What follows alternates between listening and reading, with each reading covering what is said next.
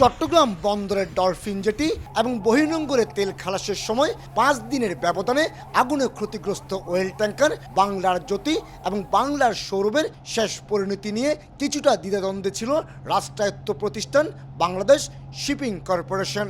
তবে অনুমোদন পাওয়ার পর স্ক্র্যাপ হিসেবে বিক্রির সিদ্ধান্ত চূড়ান্ত হয়েছে।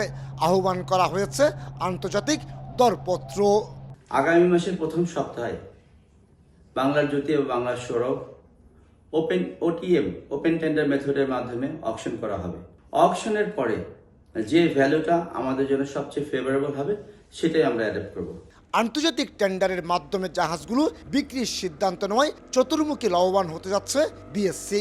সিন্ডিকেট প্রথার বাইরে গিয়ে এগুলোর বাজার মূল্য হবে প্রায় 40 কোটি টাকা। প্রতিটি জাহাজের ওজন 3787 মেট্রিক টন, আর প্রতি মেট্রিক টন স্ক্র্যাপ লোহার দাম 50,000 টাকার বেশি।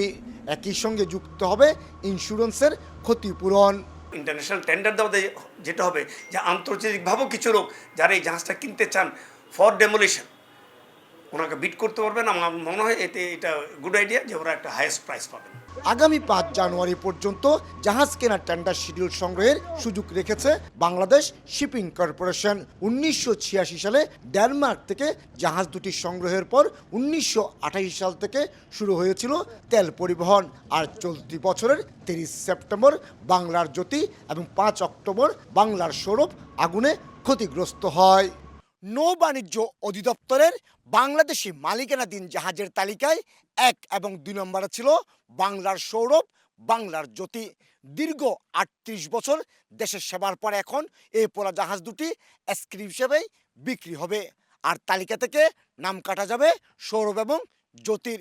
সেই তালিকায় উঠে আসবে নতুন দুটি জাহাজ, এমনটি বলছে নৌ বাণিজ্য অধিদপ্তর। চট্টগ্রাম বন্দরে বহির্নোঙর থেকে কমল দে, সময় সংবাদ।